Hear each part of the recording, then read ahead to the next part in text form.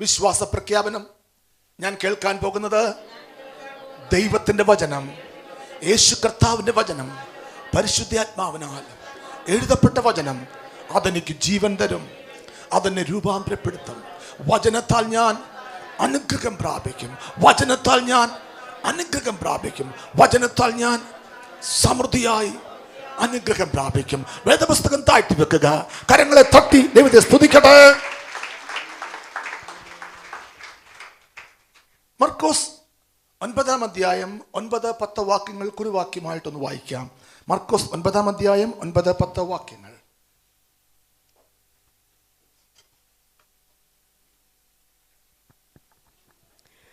അവൻ മലയിൽ നിന്നിറങ്ങുമ്പോൾ മനുഷ്യപുത്രൻ മരിച്ചവരിൽ നിന്ന് എഴുന്നേറ്റിട്ടല്ലാതെ ഈ കണ്ടത് ആരോടും അറിയിക്കരുതെന്ന് അവൻ അവരോട് കൽപ്പിച്ചു. മരിച്ചവരിൽ നിന്ന് എഴുന്നേൽക്ക എന്നുള്ളത് എന്ത് എന്ന് തമ്മിൽ തർക്കിച്ചും കൊണ്ട് അവർ ആ വാക്ക് ഉള്ളിൽ സംഗ്രഹിച്ചു. മതി. ഇന്ന് ലോകം മുഴുവൻ ഉയർപ്പിന്റെ ഞായറാഴ്ച ആചരിക്കുകയാണ്, ഈസ്റ്റർ സൺഡേ അല്ലേ? എന്താണ്? യേശു ഇന്ന് ഉയർത്തെഴുന്നേറ്റു എന്നാണ് അവർ പറയുന്നത്. പക്ഷേ സങ്കടകരമായൊരു കാര്യം ഞാൻ വിളിച്ചു പറയട്ടെ. ബഹുഭൂരിപക്ഷം പേർക്കും ഇന്നത്തെ ദിവസം ഒരു ആചാരം മാത്രമാണ്, അനുഭവമല്ല, വെറും ആചാരം. രാവിലെ അപ്പവും ഇറച്ചിയും, നല്ല സൂപ്പർ അപ്പം, നല്ല കള്ളൊക്കെ ചേർത്ത് നല്ല അപ്പം ഉണ്ടാക്കുക, നല്ല കാര്യം, സന്തോഷമുള്ള കാര്യം, വീട്ടിലൊക്കെ നല്ല കാര്യം. അതുകൊണ്ട് എന്തെങ്കിലും ശക്തി കിട്ടുമോ അകത്തെ മനുഷ്യന്? ഇല്ല. പുറത്തെ മനുഷ്യന് വേണമെങ്കിൽ അല്പം. പിന്നെന്താണ്? മദ്യവും കൂടെ ഉൾപ്പെടുത്തും. ഉള്ള കാര്യമുള്ള പോലെ പറയാമല്ലോ. ഇന്ന് കാണുന്ന ക്രിസ്ത്യൻ സമൂഹം ചെയ്യുന്ന കാര്യമാണ്. അവര് അത് ആഘോഷിക്കുകയാണ്, ഉയർപ്പ് അവര് ആഘോഷിക്കുക, ഒരു ആചാരമാണ്. എന്നാൽ അനുഭവമാകുന്നില്ല. എന്നാൽ നമ്മൾ അത് അനുഭവിക്കുകയാണ്. യേശുവിന്റെ ഉയർപ്പ് ഒരു ദൈവശക്തിയാണ്.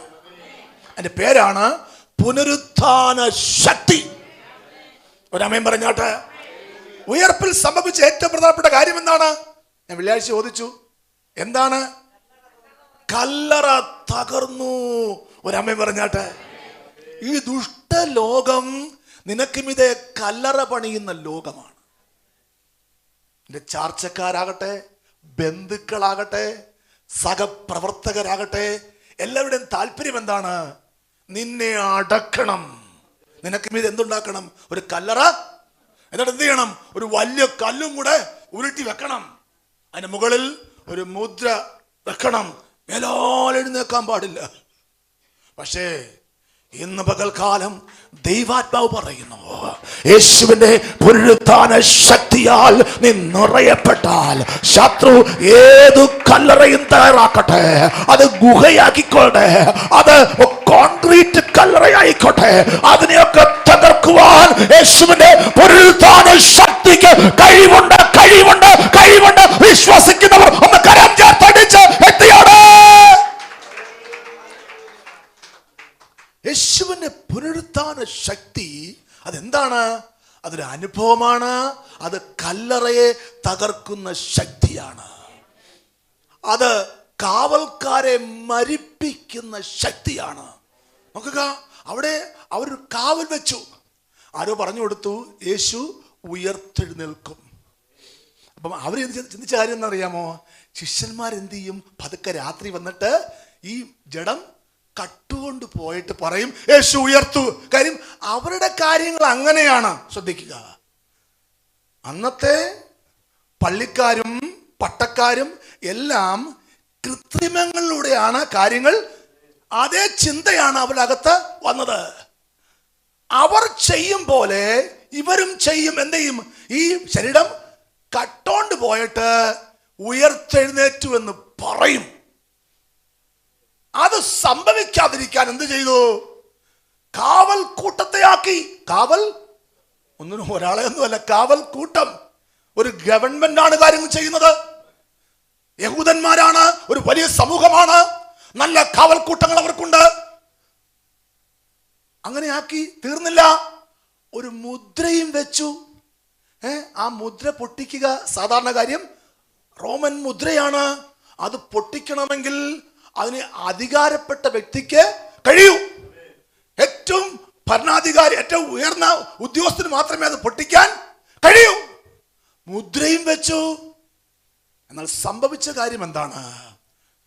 ആ മുദ്രയേക്കാൾ പവറുള്ള, ആ മുദ്ര പൊട്ടിക്കാൻ പവറുള്ളവനേക്കാൾ പവറുള്ള ഒരു ദൈവശക്തി ആ കല്ലറയിൽ വ്യാപരിച്ചു. ഒന്ന് കരങ്ങളെ ചേർത്തടിച്ചാട്ടെ. Come on, lift up your voice and pray. ഇതുപോലെ നിനക്കും ഇതേയും ശത്രു കല്ലറ പണിയട്ടെ. ഓ, ചില അധികാരികൾക്ക് മാത്രം തുറക്കാൻ കഴിയുന്ന മുദ്ര പതിപ്പിക്കട്ടെ. ആ അധികാരികളെക്കാൾ വലിയ അധികാരമുള്ള ദൈവം നിന്റെ കല്ലറയെ തകർക്കും. മക്കളെ, അങ്ങനെ തകരപ്പെട്ട ജീവിതങ്ങളാണ് ഇവിടെ ഇരിക്കുന്നത്. നിങ്ങളുടെ എല്ലാം ഇത് എന്തുണ്ടായിരുന്നു? ഒരു കല്ലറ ഉണ്ടായിരുന്നു. അത് പല വിധത്തിലാണ്. സാമ്പത്തിക കല്ലറയുണ്ട്, രോഗത്തിൻ്റെ കല്ലറയുണ്ട്, പ്രശ്നങ്ങളുടെ കല്ലറയുണ്ട്, സമാധാനമില്ലായ്മയുടെ കല്ലറയുണ്ട്, ദുരിതങ്ങളുടെ, പട്ടിണിയുടെ കല്ലറയുണ്ട്, വസ്ത്രമില്ലായ്മയുടെ കല്ലറയുണ്ട്, ചലനമില്ലായ്മയുടെ, പുറപ്പാടില്ലായ്മയുടെ, കൊയ്ത്തില്ലായ്മയുടെ കല്ലറയുണ്ട്. ഇതിൽ പലതിനെയും കർത്താവ് തകർത്തു. നീ കേട്ട വചനത്തിലൂടെ നിനക്ക് ലഭിച്ച കാഴ്ചപ്പാട്, ദർശനം, പുനരുത്ഥാന ശക്തി, മൺപാത്രങ്ങൾ പകരപ്പെടുന്ന അത്യന്ത ശക്തി, കോട്ടകളെ ഇടിക്കുന്ന ദൈവശക്തി നിന്നിൽ വ്യാപരിച്ചിട്ട് പലപ്പോഴായിട്ട് ഈ കല്ലറകൾ തകരുകയാണ്. ഇന്ന് പകൽക്കാലവും തകരുകയാണ്. വിശ്വസിക്കാൻ കഴിയുമെങ്കിൽ ഒന്ന് കരം ചേർത്തടിച്ച്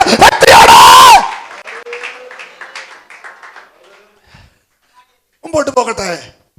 എന്താണ് ഈ ഉയർപ്പിന്റെ ശക്തി? ഇത് യേശു നൽകിയൊരു അധികാരമാണ്. വായിക്കാം, മത്തായി 10-ാം അധ്യായം 8-ാമത്തെ വാക്യം. രോഗികളെ സൗഖ്യമാക്കുവിൻ, മരിച്ചവരെ ഉയർപ്പിപ്പിൻ. നോക്കുക, തന്റെ അപ്പോസ്തലന്മാർക്ക്, ശിഷ്യന്മാർക്ക് യേശു എന്ത് കൊടുക്കുകയാണ്? അധികാരം കൊടുക്കുകയാണ്. അതിലൊന്നെന്താണ്? മരിച്ചവരെ ഉയർപ്പിപ്പീൻ. പലപ്പോഴും നമ്മൾ ചിന്തിക്കും അത് ഒരു ശാരീരികമായി മരിച്ച ഒരാളുടെ കാര്യം മാത്രമാണ്. നല്ല കേട്ടോ, അല്ല. സാമ്പത്തികമായി മരിച്ച വിഷയങ്ങളുണ്ട്, ബിസിനസ് മരിച്ച നിലവാരങ്ങളുണ്ട്, തലമുറ മരിച്ച അവസ്ഥയിലുണ്ട്. ഇതിനെയൊക്കെ ജീവിപ്പിക്കാൻ ആർക്ക് കഴിയും? ദൈവത്തിന് കഴിയും. ഒരാമേൻ പറഞ്ഞാട്ടെ. വായിച്ച കാര്യം എന്താണ്? മരിച്ചവരെ ഉയർപ്പിക്കുവീൻ എന്ന് പറഞ്ഞാൽ അർത്ഥം ഇതാണ്: ചലനമില്ലാത്തതിന് ചലനം കൊടുപ്പീൻ. ഒരാമേൻ പറഞ്ഞാട്ടെ. ചലനമില്ലാത്തതിന്, ഓ, പൈശാചിക തേർവാഴ്ചയാൽ ചലനം നഷ്ടപ്പെട്ടു പോയതിന്, പാരമ്പര്യ ശാപങ്ങളാൽ ചലനം നഷ്ടപ്പെട്ടു പോയതിന്, വൈറസുകളാൽ ചലനം നഷ്ടപ്പെട്ടു പോയതിന് ചലനം കൊടുക്കുകയാണ് ഉയർപ്പിന്റെ ശക്തി ചെയ്യുന്നത്. ഇന്ന് പകൽക്കാലം ചലനമില്ലാത്തത് ചലിക്കട്ടെ, ചലിക്കട്ടെ, ചലിക്കട്ടെ, ചലിക്കട്ടെ. എന്താണ് പുനരുത്ഥാന ശക്തി? ഉറങ്ങുന്നതിനെ ഉണർത്തുന്ന ശക്തി. ഒരാമേൻ പറഞ്ഞാട്ടെ. മരിച്ചാൽ അല്ലെങ്കിൽ ഉണർന്നു ഇരിക്കുവോ? ഇല്ലല്ലേ, ഉറങ്ങും. ആ ഉറങ്ങുന്ന നിലവാരങ്ങൾക്ക് മാറ്റം വരുത്തുന്ന ശക്തി. തീർന്നില്ല, സംസാരിക്കാൻ കഴിയാത്തതിനെ സംസാരിപ്പിക്കുന്ന ശക്തി.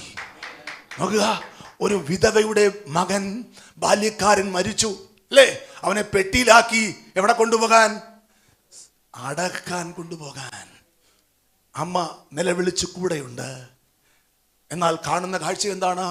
ഇതാ യേശുവും പുരുഷാരവും അതിന് എതിർപ്പെടുവാനിടയായി. യേശു ആ അമ്മയുടെ കരച്ചിൽ കണ്ടിട്ട് മനസ്സലിഞ്ഞു. യേശുവിനൊരു കാര്യം മനസ്സിലായി: ഈ അമ്മയ്ക്കൊപ്പമുള്ള പുരുഷാരത്തിനോ ഈ ബാല്യക്കാരനെ എഴുന്നേൽപ്പിക്കാൻ കഴിവില്ല. ശ്രദ്ധിച്ചു കേട്ടോ. ഈ അമ്മയ്ക്കൊപ്പമുള്ള പുരുഷാരത്തിനോ ഈ മരിച്ച മകനെ എഴുന്നേൽപ്പിക്കാൻ ശക്തിയില്ല. അതിന് കഴിവുള്ളവൻ ഞാൻ മാത്രമാണ്.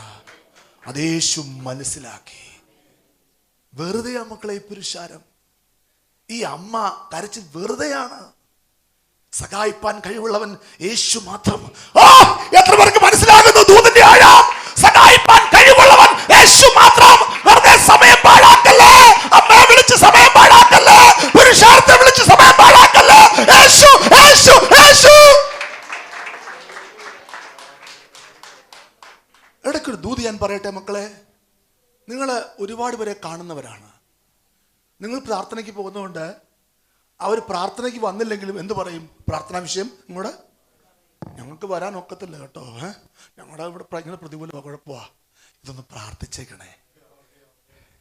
നമുക്കവിടെ പറച്ചിൽ കേൾക്കുമ്പോഴത്തേക്ക് ഭയങ്കര സഹതാപം തോന്നും. അവർ നമ്മുടെ സ്നേഹത്തോടെ നമ്മളെ സാറേ എന്നൊക്കെ വിളിച്ചായിരിക്കും അവർ പറയുന്നത്, അല്ലെങ്കിൽ ബ്രദറെ എന്നൊക്കെ വിളിച്ചാൽ സ്നേഹം വിറ്റിറ്റ് വീഴുന്ന വാക്കുകൾ ഒന്ന് സഹായിക്കണം, താല്പര്യം വരും. പക്ഷേ പാരമ്പര്യ ശാപത്തിലാണ്, കെട്ടിക്കിടക്കുകയാണ്. ദുഷ്ടൻ്റെ തേർവാഴ്ചയിലാണ്. ഭവനം മുഴുവൻ കെട്ടിക്കിടക്കുകയാണ്. ഒരു വിധത്തിലും പുറത്തു വരാനുള്ള ഒരവസരവുമില്ല. നിങ്ങൾ പറയേണ്ട ഒരു കാര്യം ഞാൻ പറഞ്ഞുതരാം. നിങ്ങൾ പറയേണ്ട കാര്യം, ഒന്നാമത് പറയേണ്ടത്, ഞങ്ങളുടെ ആലയത്തിലാണ് ദൈവത്തിൻ്റെ പ്രവൃത്തി. മനുഷ്യരല്ല പ്രവർത്തിക്കുന്നത്, ദൈവമാണ് പ്രവർത്തിക്കുന്നത്. ആലയത്തിൽ വന്നാൽ അവിടെ എന്തുണ്ട്? വിശ്വാസത്തിൻ്റെ അന്തരീക്ഷമുണ്ട്. അവിടെ എന്തുണ്ട്? യേശുവിൻ്റെ പ്രവൃത്തിയുണ്ട്. പിന്നെ പറയേണ്ട കാര്യം, നിങ്ങളുടെ വിഷയത്തിൽ നിങ്ങളെ സഹായിപ്പാൻ യേശുവിന് മാത്രമേ കഴിയൂ. അത് വ്യക്തമായി പറയണം മക്കളെ. കാര്യം ഇവരൊക്കെ എവിടാണ്? പൈശാചിക അടിമത്തത്തിലാണ്. പിശാചിന്റെ പ്രവൃത്തിയെ അഴിപ്പാൻ ഒരുവന് മാത്രമേ ശക്തിയുള്ളൂ.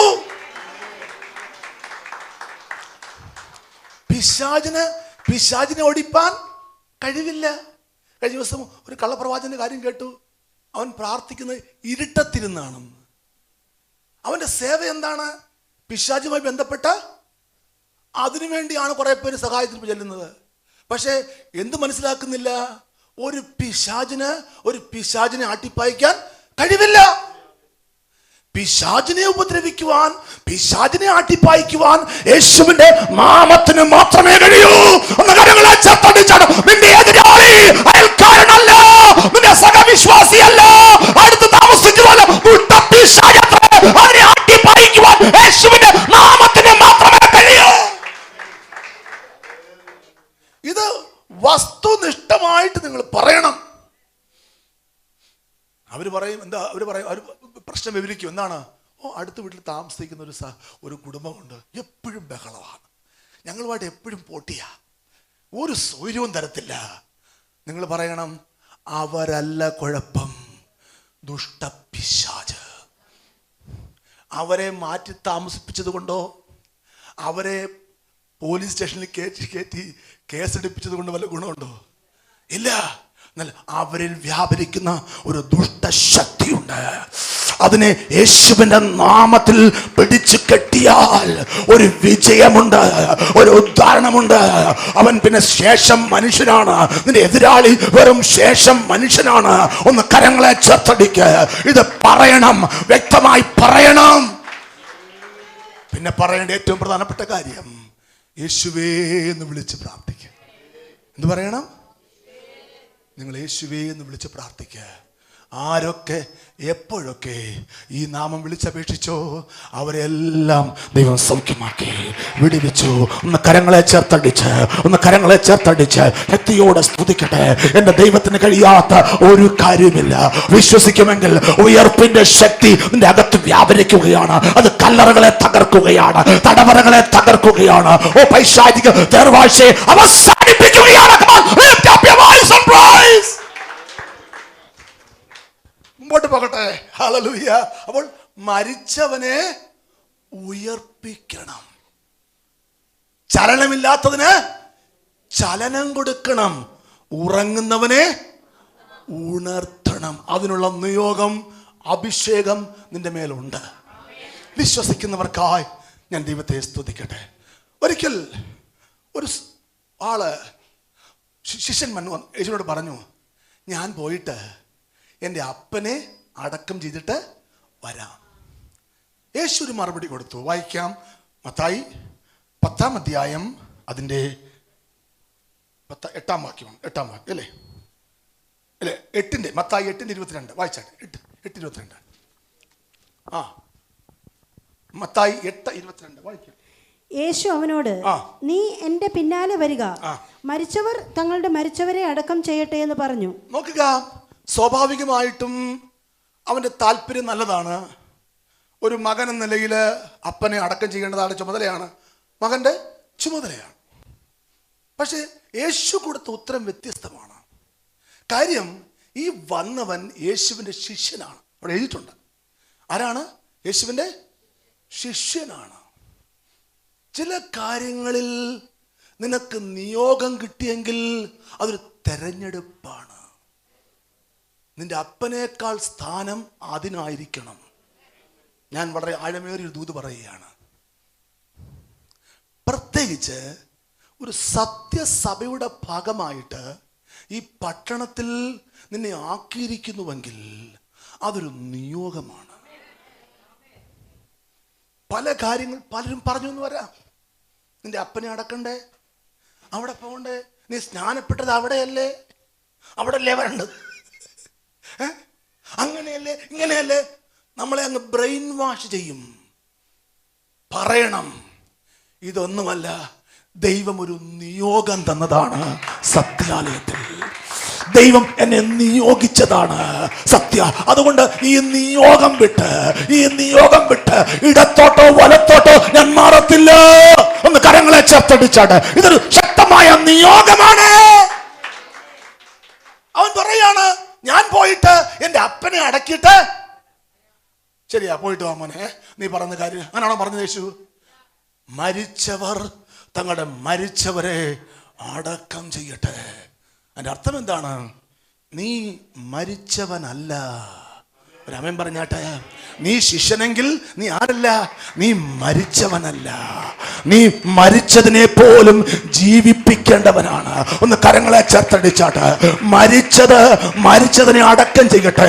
നിന്റെ പദ്ധതി മരിച്ചപ്പനെ ജീവിപ്പിക്കലാണ്.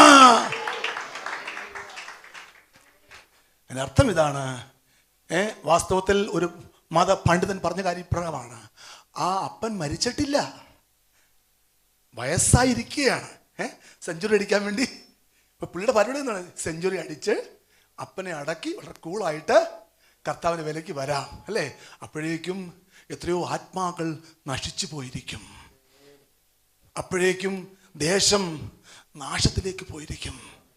അപ്പനല്ല വലുത്, നിയോഗമാണ് വലുത്. കരങ്ങളെ ചേർത്തടിച്ചാട്ട്, അപ്പനല്ല വലുത്, നിയോഗമാണ്.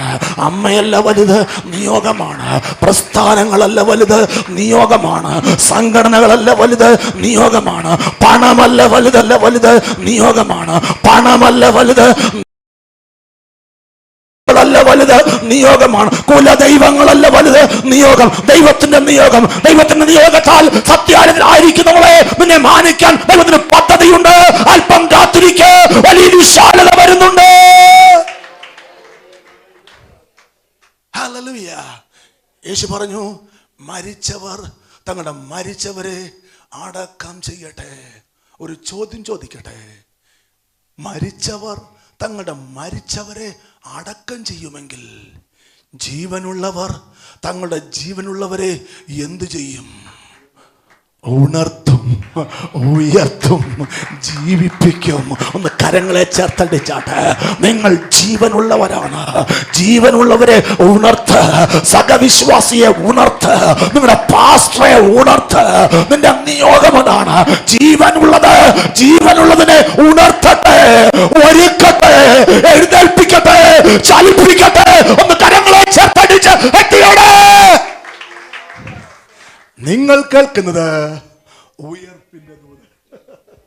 നിങ്ങൾ കേൾക്കുന്ന മലയാള വാർത്ത കൂടെ പറയുന്നത്, നിങ്ങൾ കേൾക്കുന്ന എന്താണ്? ഉയർപ്പിന്റെ ദൂത്. മത്തായി 28-ാം അധ്യായം 24-ാമത്തെ വാക്യത്തിൽ ഒരു കാര്യം കാണാൻ സാധിക്കും. കാവൽക്കാർ അവനെ കണ്ട് പേടിച്ചു വിറച്ചു, മരിച്ചവരെ പോലെയായി. മതി. നോക്കുക, യേശുവിന്റെ കല്ലറയ്ക്കൽ ആരുണ്ട്? കുറെ അധികം കാവൽക്കാരുണ്ട്.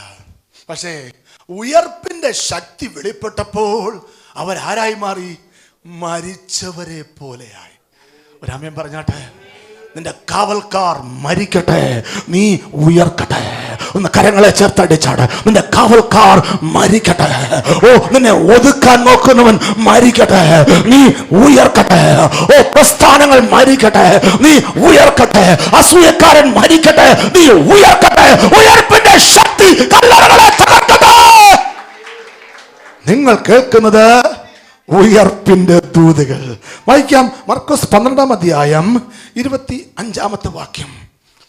മരിച്ചവരിൽ നിന്ന് ഉയർത്തെഴുന്നേൽക്കുമ്പോൾ വിവാഹം കഴിക്കയില്ല, വിവാഹത്തിന് കൊടുക്കപ്പെടുകയുമില്ല, സ്വർഗത്തിലെ ദൂതന്മാരെ പോലെയാകും. മതി മക്കളെ, യേശു പറയാണ്, നിങ്ങളുടെ ജീവിതത്തിൽ ഒരു ഉയർപ്പ് സംഭവിച്ചാൽ പിന്നെ ബാധ്യതകളൊന്നുമില്ല. നമ്മുടെ ജീവിതത്തിൽ ബാധ്യതയാണ്. ഓ, കല്യാണം അവിടെ കൊടുക്കണം, ഇവിടെ കൊടുക്കണം, അതെങ്ങനെ ഇങ്ങനെ, അത് ആ കൂട്ടര് ഈ കൂട്ടര്. എന്നാൽ ഉയർപ്പിന്റെ ശക്തി വ്യാപരിച്ചു കഴിഞ്ഞാൽ ദൂതന്മാരെ പോലെ നിന്റെ പ്രാർത്ഥന കൊണ്ട് മാത്രം അനേകർ ജീവിക്കും. ഒന്നും കൊടുക്കണ്ട, ഒന്നും ബാധ്യതയല്ല. നിന്റെ പ്രാർത്ഥന കൊണ്ട് മാത്രം ആയിരങ്ങൾ ജീവിക്കും. ഒന്ന് കരങ്ങളെ ചേർത്തടിച്ച് എത്തിയോടെ സ്തുതിക്കട്ടെ. നീ ഒരു അനുഗ്രഹമായി മാറുകയാണ്, നീ ഒരു വിടുതലായി മാറുകയാണ്, നീ ഒരു ഉദ്ധാരണമായി മാറുകയാണ്, നീ മുഖാന്തരം ദേശം അഭ്യുദയം പ്രാപിക്കുകയാണ്. നിങ്ങൾ കേൾക്കുന്നത് ഉയർപ്പിന്റെ ദൂതുകൾ. വായിക്കാം വീണ്ടും. മർക്കോസ് 12-ാം അധ്യായം 27-ാമത്തെ വാക്യത്തിൽ വേറെ ദൂത് പറയുന്നു, അവൻ മരിച്ചവരുടെ ദൈവമല്ല. വായിച്ചാട്ടെ. അവൻ മരിച്ചവരുടെ ദൈവമല്ല, ജീവനുള്ളവരുടെ ദൈവമത്രേ. മതി. നമ്മുടെ ദൈവം ആരാണ്? ജീവനുള്ളവരുടെ ദൈവമാണ്. നീ ആലയത്തിൽ ചത്തുകുത്തിയിരുന്നാൽ നിനക്ക് ആരില്ല? ദൈവം ഇല്ല. നിങ്ങളിൽ ആരെങ്കിലും തുള്ളിച്ചാടി സ്തുതിക്കുന്ന ഓർത്തോളണം, അവൻ എന്തോ ഉണ്ട്? ഒരാമൻ പറഞ്ഞാട്ടെ. ജീവനുണ്ട്. ഉണ്ടെങ്കിൽ ഒരു കാര്യം ഉറപ്പാക്കുക, അവനൊരു ദൈവമുണ്ട്, ജീവിക്കുന്ന ദൈവമുണ്ട്. ചലിക്കുന്നവനെ കാണുമ്പോൾ ഓർക്കുക, ഇവനെ ചലിപ്പിക്കുന്ന ഒരു ദൈവമുണ്ട്. അത് ഉറങ്ങുന്ന ദൈവമല്ല, ഉണർവുള്ള, ഉദ്ധാരണമുള്ള, എന്നേക്കും ജീവിക്കുന്ന ദൈവമത്രേ. ഉയർപ്പിന്റെ ദൂത് കരങ്ങളെ ചേർത്തടിച്ച് ഏറ്റെടുക്കുക. നോക്കുക, ലൂക്കോസ് 7-ാം അധ്യായം 15-ാമത്തെ വാക്യം. മരിച്ചവൻ എഴുന്നേറ്റിരുന്ന് സംസാരിക്കുവാൻ തുടങ്ങി. എന്തിനാണ് യേശു ജീവിതങ്ങളെ ഉയർപ്പിക്കുന്നത്? സംസാരിക്കുവാൻ. ഒരാമൻ പറഞ്ഞാട്ടെ. എന്തിനാണ്? സംസാരിക്കുവാൻ. നിന്നിലൂടെ വൻ കാര്യങ്ങൾ സംസാരിക്കുവാൻ ദൈവത്തിന് പദ്ധതിയുണ്ട്. പ്രിയമക്കളെ, കഴിഞ്ഞ നാളുകളിൽ ഉയർപ്പിന്റെ ശക്തി ഏതെങ്കിലും നിലവാരത്തിൽ ഏറ്റെടുത്തുവെങ്കിൽ വായടച്ചു വെക്കരുത്. ഒരാമൻ പറഞ്ഞാട്ടെ. വാ തുറക്ക്. അയൽക്കാരനോട് വാ തുറന്നു പറ, ഇതുപോലെ ഉയർപ്പിക്കുന്ന ദൈവം വേറെയില്ല, ഇതുപോലെ സഹായിക്കുന്ന ദൈവം വേറെയില്ല, ഇതുപോലെ അത്ഭുത മന്ത്രിയായ ദൈവം വേറെയില്ല. അത് സംസാരിക്കാൻ വേണ്ടിയാണ് അവൻ നിന്നെ ഉയർപ്പിച്ചത്. മരിച്ചവരും മൗനതയിൽ ഇറങ്ങിയവരാരും ദൈവത്തെ സ്തുതിക്കുന്നില്ല. നിന്റെ വായെ അവൻ തുറന്നുവെങ്കിൽ അത് സ്തുതിക്കത്രേ, ആരാധനയ്ക്കത്രേ, സുവിശേഷം പങ്കുവെക്കുവാനത്രേ. പ്രിയമക്കളെ, ഈ ദിവസങ്ങളിൽ ദൈവാത്മാവ് നിങ്ങളോട് പറയുന്ന കാര്യം കേൾക്കുക. നിങ്ങൾ വിലയുള്ളവരായി മാറണം. രാമൻ പറഞ്ഞാട്ടെ. ഇവിടെ കുറെ വീടുണ്ടാക്കിയാലോ, ഇവിടെ കുറെ സമ്പത്തുണ്ടാക്കിയാലോ നിങ്ങൾ വിലയുള്ളവരായി തീരുന്നില്ല. ഇതെല്ലാം ഇവിടെ ഇട്ടേച്ച് പോകണം. എത്ര പണമുണ്ടെങ്കിലും നിനക്ക് തരുന്ന ഒരു പെട്ടിയാ. എന്താ? ഒരു തടിപ്പെട്ടിയെ നിനക്ക് തരും. സ്വർണ്ണപ്പെട്ടി തരുമോ? ഒരുപാട് കോടി രൂപ ഉണ്ടാക്കിയ പോകുമ്പോൾ ഒരു സ്വർണ്ണപ്പെട്ടി കൊടുക്കാതെ വിചാരിക്കുമോ? കൊടുത്താൽ നാളെ ജഡവും കാണത്തില്ല, പെട്ടിയും കാണത്തില്ല. മറ്റൊരാളീ പെട്ടിയിലേക്ക് കിടക്കും. പെട്ടിയും കാണത്തില്ല, അതിൻ്റെ കാണത്തില്ല. അതുകൊണ്ട് ആരും തരത്തില്ല സ്വർണ്ണപ്പെട്ടി. നിനക്കെന്താണ്? ഒരു പലകപ്പെട്ടിയെ, മയ്യപ്പെട്ടിയല്ലേ പറഞ്ഞ ആ മയ്യപ്പെട്ടിയെ തരത്തുള്ളൂ കേട്ടോ. ഒന്നും കൊണ്ടുവന്നില്ല, ഒന്നും കൊണ്ടുപോകുന്നില്ല. പ്രകാരം ഒരു കാര്യം യേശു പറഞ്ഞു. ഒരു മനുഷ്യന്റെ ഭൂമി നന്നായി വിളഞ്ഞു. അവൻ എന്ത് ചെയ്തു? കളപ്പുരകളെല്ലാം പുതുക്കി പണിതു. അവിടെ കൊണ്ടുപോയി എല്ലാം അട്ടിയിട്ട് വെച്ചു. അവൻ പറഞ്ഞു, തിന്നുക, പൊടിക്കുക, ആനന്ദിക്കുക. അപ്പോഴാണ് ഒരു ശബ്ദം, ഇന്ന് നീ മരിച്ചാൽ നിന്റെ നിത്യത എവിടെ? സ്വർഗത്തിൽ ഈ കളപ്പുരയും കൊണ്ട് പോകുമോ? നീ ഈ ധാന്യവും കൊണ്ട് പോകുമോ? ഇല്ല. അവിടെ കൊണ്ടുപോകാൻ കഴിയുന്ന സമ്പത്തുണ്ട്. എന്താണ്? ആത്മാക്കളുടെ സമ്പത്ത്. ഒരാമയും പറഞ്ഞാട്ട്, ആത്മാക്കളുടെ സമ്പത്ത്. ഇത് കൂട്ടിക്കൊള്ളണം. ഇത് കൂടുമ്പോഴാണ് നീ ആരാകുന്നത്? ധനവാനാകുന്നത്, സമൃദ്ധിയുള്ളവനാകുന്നത്, സമ്പന്നനാകുന്നത്. അല്ലെങ്കിൽ നീ വട്ടപൂജ്യം. ഒന്ന് കരങ്ങളെ ചേർത്ത് നീ മുഖാന്തരം ജീവിതങ്ങൾ വിടുതൽ പ്രാപിക്കണം. അവിടെയാണ് നീ സമ്പന്നൻ. നിന്നെ അറിയുന്ന ഒരു സ്വർഗീയ ഡിപ്പാർട്ട്മെന്റ് ഉണ്ട്. തക്ക സമയത്ത് കിരീടങ്ങളെ ഒരുക്കി ദൈവം മാനിക്കും. വീണ്ടും മുമ്പോട്ട് പോകാം. ഒരു കിടുക്ക് വാക്യം ബൈബിളിലുണ്ട്. യോഹന്നാൻ 5-ാം അധ്യായം 25-ാമത്തെ വാക്യം. ഒരു കിടുക്ക് വാക്യം ഒന്ന് വായിച്ചാട്ടെ. ആമേൻ ആമേൻ ഞാൻ നിങ്ങളോട് പറയുന്നു, മരിച്ചവർ ദൈവപുത്രന്റെ ശബ്ദം കേൾക്കുകയും കേൾക്കുന്നവർ ജീവിക്കുകയും ചെയ്യുന്ന നാഴിക വരുന്നു, ഇപ്പോൾ വന്നുമിരിക്കുന്നു. ഞാൻ പലപ്പോഴും പറയാറുണ്ട്, ഒരു കിടുക്ക് വാക്യമാണ് ഈ വാക്യം. എന്താ പറയുന്നത്? ആമേൻ ആമേൻ ഞാൻ നിങ്ങളോട് പറയുന്നു, മരിച്ചവർ ദൈവപുത്രന്റെ ശബ്ദം കേൾക്കുകയും കേൾക്കുന്നവർ ജീവിക്കുകയും ചെയ്യുന്ന നാഴിക വരുന്നു, ഇപ്പോൾ വന്നുമിരിക്കുന്നു. അതിന്റെ അർത്ഥം എന്താണ്?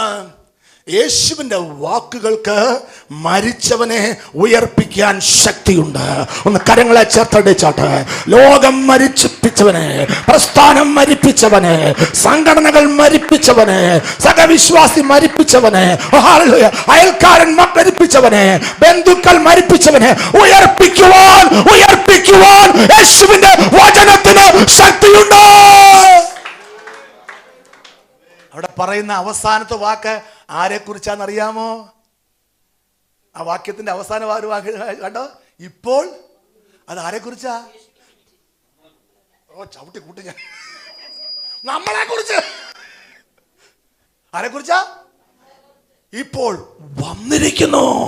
ഇവിടെ അത് വന്നിരിക്കുന്നു. ഉയർപ്പിന്റെ ശക്തി ഇവിടെ വന്നിരിക്കുന്നു. ഒന്ന് കരങ്ങളെ ചേർത്തടിച്ച് ശക്തിയോടെ സ്തുതിക്കട്ടെ. ഇപ്പോൾ ദൈവ ശബ്ദം കേൾക്കുമ്പോൾ, യേശുവിന്റെ വാക്ക് കേൾക്കുമ്പോൾ ഉയർപ്പിന്റെ ശക്തി ഇവിടെ വന്നിരിക്കുന്നു.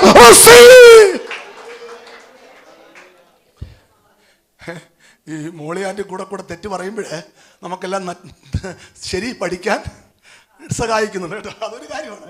എല്ലാ കാര്യങ്ങളും ദൈവപ്രവൃത്തിയുണ്ട്. എല്ലാ മഹത്വം കർത്താവിന്. മുമ്പോട്ട് പോകാം. വീണ്ടും നോക്കുക വേറൊരു കാര്യം. 24-ാം അധ്യായത്തിൽ 5-ാം വാക്യം പറ. ലൂക്കോസ് അവിടെ പറയുന്നു, മരിച്ചവരുടെ ആരില്ല? ജീവനുള്ളവനില്ല. വായിക്കാം. ഭയപ്പെട്ട് മുഖം കുനിച്ച് നിൽക്കുമ്പോൾ അവർ അവരോട്, നിങ്ങൾ ജീവനുള്ളവനെ മരിച്ചവരുടെ ഇടയിൽ അന്വേഷിക്കുന്നത് എന്ത്? മതി. നോക്കുക, ശിഷ്യഗണം യേശുവിനെ എവിടെ അന്വേഷിക്കുകയാണ്? കല്ലറയ്ക്കകത്ത് ശവങ്ങളുടെ ഇടയിൽ അന്വേഷിക്കുകയാണ്. ആരെ? ജീവനുള്ളവനെ. മറുപടി എന്താണ്? അയ്യോ അല്പബുദ്ധികളെ, മന്ദബുദ്ധികളെ. ജീവനുള്ളവൻ മരിച്ചവരുടെ ഇടയിലല്ല, ജീവനുള്ളവരുടെ ഇടയിൽ. ഒന്ന് കരങ്ങളെ ചേർത്തടിച്ച് ജീവനോട് സ്തുതിക്കട്ടെ.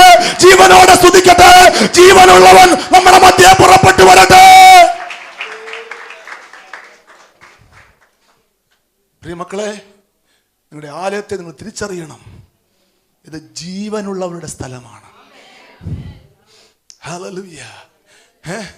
ഇട്ടെറിഞ്ഞു പോയ പലതും ഇന്ന് ചാവാറായി കിടക്കുകയാണ്. ഞാൻ പരമാർത്ഥം പറയുകയാണ് മക്കളെ, ഇത് ദൈവത്തിൻ്റെ ഒരു നന്മയാണ്. ഉണർവ് ദൈവത്തിൻ്റെ ഒരു നന്മയാണ്. ഉണർവില്ലാത്ത എത്ര സഭകൾ. ഒരു കാര്യം ഉറപ്പാക്കിക്കോ, ജീവൻ വ്യാപരിക്കുന്നുവെങ്കിൽ ഒരാൾ ഇവിടെ ഉലാവുന്നുണ്ട്. ജീവനുള്ളവൻ. ഒന്ന് കരങ്ങളെ ചേർത്ത് നിന്റെ ഉൾപ്പുകളെ അറിയുന്ന, നിന്റെ വിഷയത്തിന് പരിഹാരം കയ്യിലുള്ള ജീവനുള്ളവൻ, നിന്നെ ദീർഘായുസ് കൊണ്ട് തൃപ്തി വരുത്താൻ കഴിവുള്ള ജീവനുള്ളവൻ, നിന്റെ ദുഃഖത്തെ സന്തോഷമാക്കാൻ കഴിവുള്ള ജീവനുള്ളവൻ, നിന്റെ ആയുസിനെ ദീർഘമാക്കുവാൻ, നിന്നെ ഉപയോഗമുള്ളവനാക്കുവാൻ, ഫലപ്രദമാക്കുവാൻ, മനോഹരമാക്കുവാൻ കഴിവുള്ള ജീവനുള്ളവരുടെ ഇടയിലുണ്ട്. ജീവനുള്ളവർ ജീവനോടെ സ്തുതിക്കട്ടെ.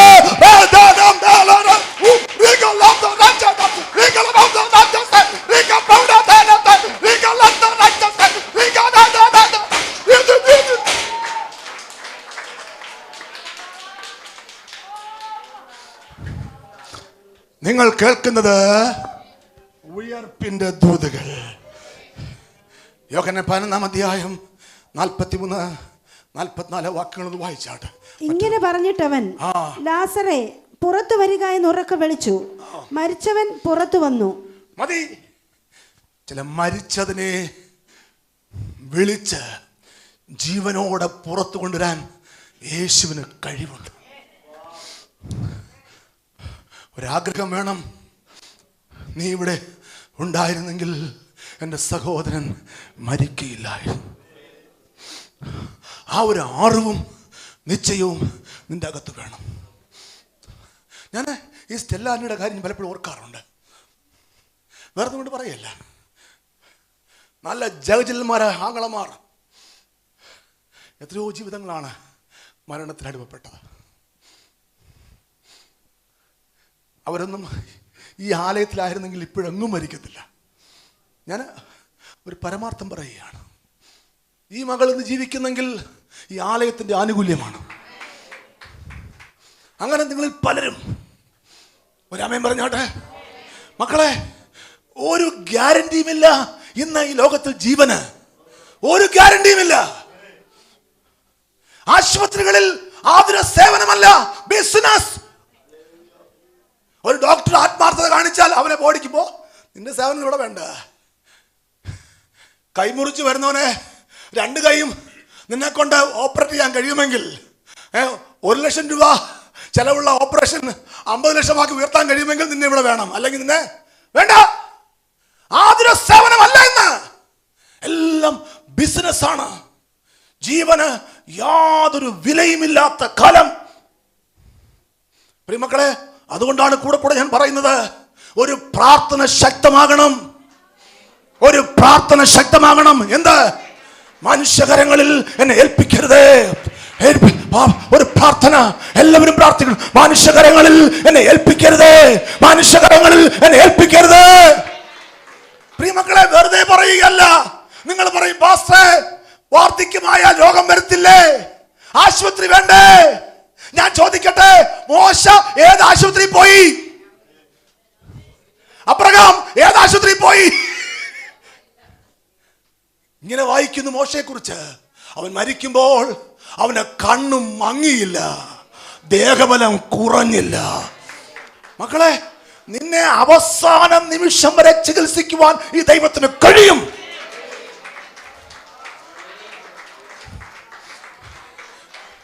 മക്കളെ, ഈ പറയുന്നത് 3 ഡോക്ടർമാരുള്ള കുടുംബത്തിൽ നിന്നാണ് ഈ പറയുന്നത്.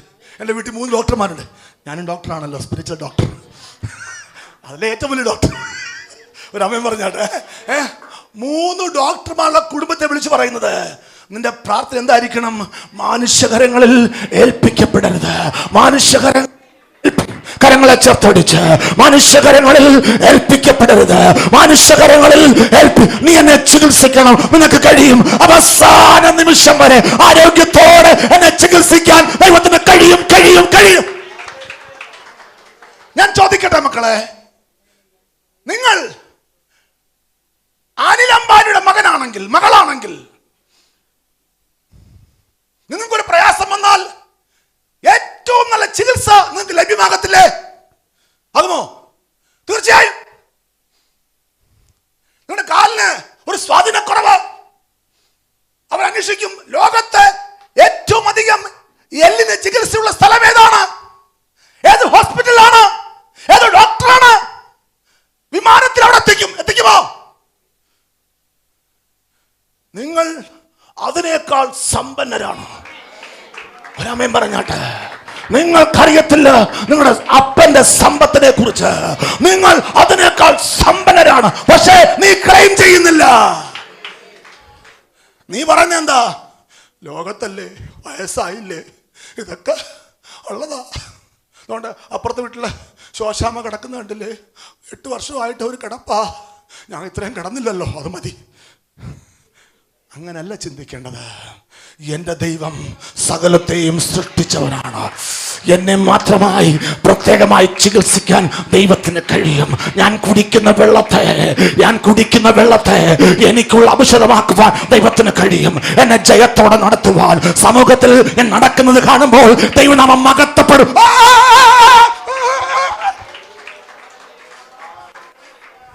നീ ഓടി കിടന്നാൽ ദൈവനാമം മഹത്വപ്പെടുകയില്ല. നീ 100-ാം വയസ്സിലും നടന്ന ആലയത്തിൽ വന്നാൽ ഹല്ലേലൂയ, ദൈവനാമം രാമൻ പറഞ്ഞാട്ടെ. കാണുന്നവർ പറയും അവൻ പോകുന്ന ആലയം സത്യാലയമാണ്, അവൻ സേവിക്കുന്ന ദൈവം ജീവനുള്ള ദൈവം, അവൻ സേവിക്കുന്ന ദൈവം അവനെ ചതിക്കുകയല്ല, വഞ്ചിക്കുകയല്ല, അവനെ സൗഖ്യമാക്കുകയാണ്, വിടുവിക്കുകയാണ്, അത്ഭുത ക്രിയകളെ ചെയ്യുകയാണ്. കരങ്ങളെ ചേർത്തടിച്ച് നിങ്ങൾ കേൾക്കുന്നത് ഉയർപ്പിന്റെ ദൂതകൾ. അത് വായിക്കുന്നത് ഡോക്ടർ ബിനു ജോസ് ചാക്കോ. കൃപയാൽ മുമ്പോട്ട് പോകാം. നോക്കുക, യേശു അവനെ പേര് ചൊല്ലി വിളിച്ചു. ആരെയാ വിളിച്ചത്? ലാസറിനെ അല്ല മോളെ വിളിച്ചത്. ചത്ത് 4 ദിവസമായി നാറ്റം വെച്ചതിനെ. ലോകം പറയുന്നു നാറ്റം വെച്ചു.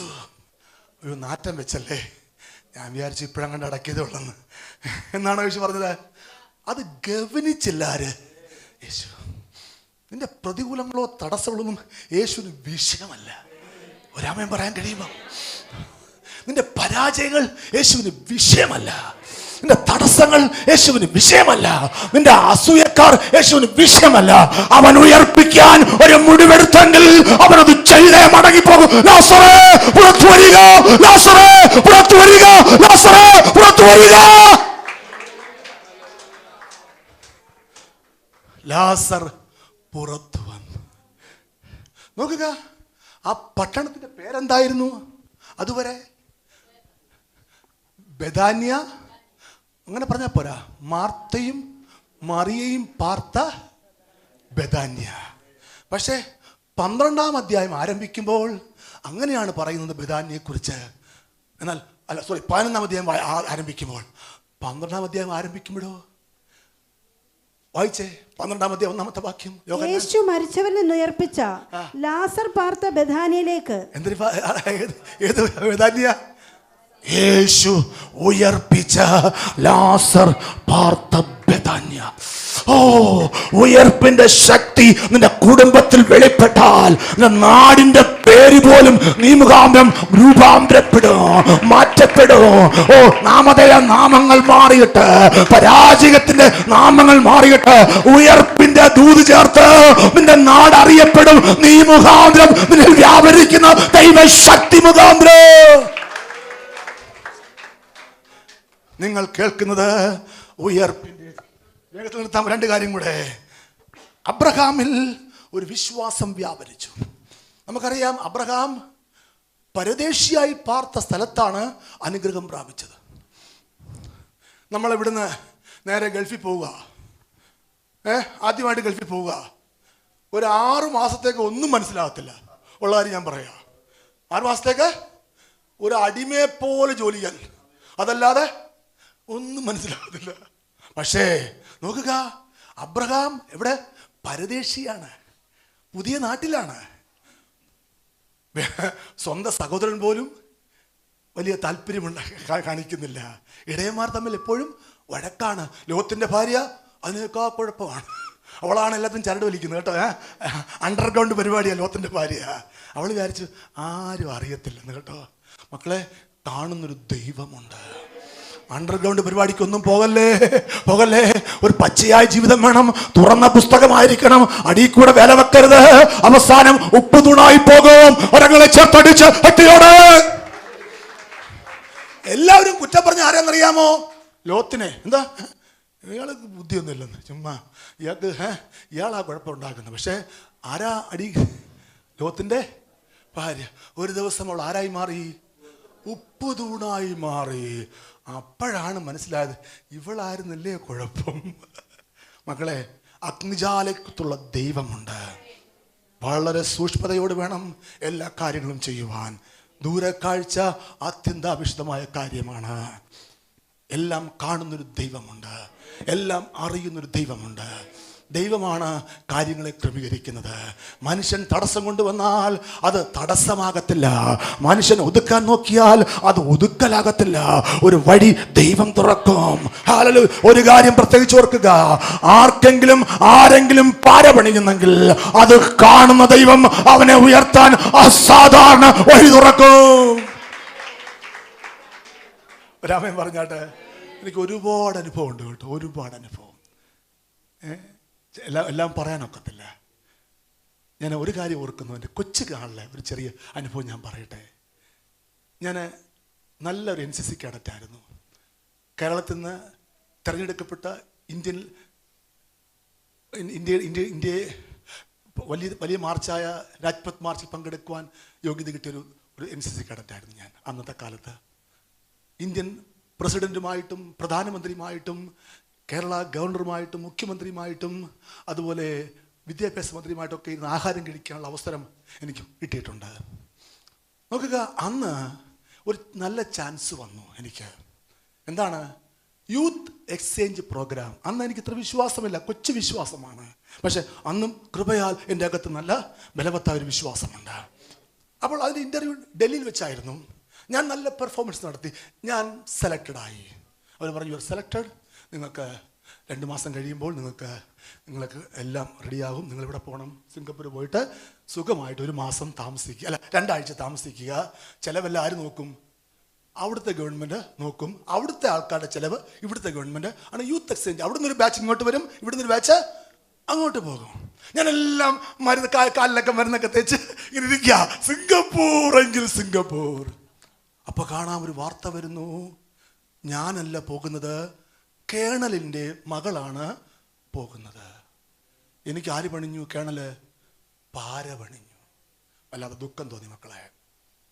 നിങ്ങൾക്കറിയാമോ ദൈവം ചെയ്ത പരിപാടി? വാസ്തവത്തിൽ അന്ന് ഒരു സാമ്പത്തിക അടിത്തറ എനിക്കില്ല, ഒറ്റയ്ക്ക് സിംഗപ്പൂർ പോകാനുള്ള കഴിവെനിക്കില്ല.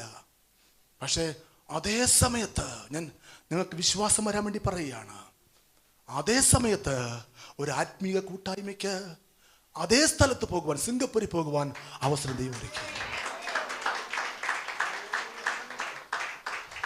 ഞാൻ പറയുന്നത്, ആരെങ്കിലും നിങ്ങൾക്ക് പാര പണിയുന്നെങ്കിൽ അതിന് ബദലായിട്ട് ഒരസാധാരണ വഴി ദൈവം തുറക്കും. ഒരാമയം പറഞ്ഞാട്ടെ. നിന്റെ പാരകൾ നിന്റെ അനുഗ്രഹങ്ങളാണ്. പറയണം കൂടെ, പാരകൾക്കായി സ്തോത്രം, പാര വെക്കുന്നവർക്കായി സ്തോത്രം. പുതുവഴികൾ. മക്കളെ, കൊറോണ നമുക്ക് തന്നത് കോടികളുടെ അനുഗ്രഹമാണ്. അറിയാമോ നിങ്ങൾക്ക്? കോടികളുടെ അനുഗ്രഹം. ഒരാമയം പറഞ്ഞാട്ടെ. നമ്മുടെ ദൈവത്തിന് കഴിയാത്ത ഒരു കാര്യമില്ല. ഒരുത്തനൊരു പാര പണിഞ്ഞാൽ അതിന് ബദലായിട്ട് അസാധാരണ ദൈവപ്രവൃത്തി ദൈവം ചെയ്യും. ഒന്ന് കരങ്ങളെ ചേർത്തടിച്ച് ഭക്തിയോടെ സ്തുതിക്കട്ടെ. നിങ്ങൾ കേൾക്കുന്നത് ഉയർപ്പിന്. ഒരു വാക്യം കൂടെ വായിച്ച് നിർത്തുവാൻ ഞാൻ പറഞ്ഞു തരുന്നല്ലോ. അബ്രഹാം പരദേശിയായി പാർത്തു. അബ്രഹാമിന്റെ അകത്ത് ഒരു വിശ്വാസം കിട്ടി. എന്താണെന്നറിയാമോ? 2 കാര്യങ്ങൾ. ഒന്ന്, മരിച്ചവരെ ജീവിപ്പിക്കുന്ന ദൈവം. 2, ഇല്ലാത്തതിനെ ഉള്ളതിനെ പോലെ വിളിച്ചു വരുത്തുന്ന ദൈവം. ഈ 2 വിശ്വാസങ്ങളാണ് അബ്രഹാമിനെ, പരദേശിയായ അബ്രഹാമിനെ ദൈവത്തിന്റെ സ്നേഹിതനാക്കി മാറ്റിയത്, ഒരു പ്രഭുവാക്കി മാറ്റിയത്, പരദേശ സ്ഥലത്ത് അവനെ ഉയർത്തിയത്. നീ ഏറ്റെടുക്കുന്ന വിശ്വാസമാണ് നിന്നെ മാനിക്കുന്നത്. അബ്രഹാമിനെ പോലെ വിശ്വസിക്ക്. മരിച്ചതിനെ ജീവിപ്പിക്കുന്ന ദൈവം, മരിച്ച ബിസിനസിനെ ജീവിപ്പിക്കുന്ന ദൈവം, മരിച്ച തലമുറയെ ജീവിപ്പിക്കുന്ന ദൈവം, ഇല്ലാത്തതിനെ ഉള്ളതിനെ പോലെ, മരിച്ചുപോയെന്ന് പറഞ്ഞതിനെ ജീവനുള്ളതിനെ പോലെ വിളിച്ചു വരുത്തുന്ന ദൈവം. ഒരു വാക്യം കൂടെ നിങ്ങൾ കേൾക്കുന്നത് ഉയർപ്പിന്റെ ദൂതകൾ. റോമാലേഖനം 8-ാം അധ്യായം 4-ാമത്തെ വാക്യം. നിങ്ങൾക്കുള്ള ദൂത്. റോമാലേഖനം 8-ന്റെ 4-ാമത്തെ വാക്യം. ജഡത്തെയല്ല ആത്മാവിനെ അത്ര അനുസരിച്ച് നടക്കുന്ന നമ്മിൽ ന്യായപ്രമാണത്തിലെ നീതി നിവൃത്തിയാകേണ്ടതിന് തന്നെ ജഡസ്വഭാവമുള്ളവർ ജഡത്തിനുള്ളതും ആത്മസ്വഭാവമുള്ള. റോമർ 8-ന്റെ 4-ാം വാക്യമാണോ വായിക്കുന്നത്? യേശുവിനെ ഉയർപ്പിച്ചവൻ നിങ്ങളെ ഉയർപ്പിക്കുന്നൊരു വാക്യമുണ്ടല്ലോ. മാറിപ്പോയോ? 8-4 വാക്യം, 8-11 വാക്യം നോക്കി. 11 11 ശരി. ഓക്കെ. യേശുവിനെ മരിച്ചവരിൽ ഉയർപ്പിച്ചവന്റെ ആത്മാവ് നിങ്ങളിൽ വസിക്കുന്നുവെങ്കിൽ, ക്രിസ്തുവേശുവിനെ മരണത്തിൽ നിന്ന് ഉയർപ്പിച്ചവൻ നിങ്ങളിൽ വസിക്കുന്ന തന്റെ ആത്മാവിനെ കൊണ്ട് നിങ്ങളുടെ മർത്യ ശരീരങ്ങളെയും ജീവിപ്പിക്കും. മതി. ഉയർപ്പിന്റെ ദൂത ഏറ്റെടുക്കുക. യേശുവിനെ ഉയർപ്പിച്ചവന്റെ ആത്മാവ് നിങ്ങളിൽ വ്യാപരിക്കുന്നുവെങ്കിൽ അതേ ആത്മാവ് നിങ്ങളെയും ഉയർപ്പിക്കും. ഏതു കല്ലറയും തകർത്ത് നിങ്ങളെയും ഉയർപ്പിക്കും. ഒന്ന് കരങ്ങളെ ചേർത്തടിച്ച് ശക്തിയോടെ Come on, put your hands together and praise God. Hallelujah. ഒന്ന് പറഞ്ഞാട്ടെ എല്ലാവരും. യേശുവിനെ ഉയർപ്പിച്ചവന്റെ ആത്മാവ് എന്റെ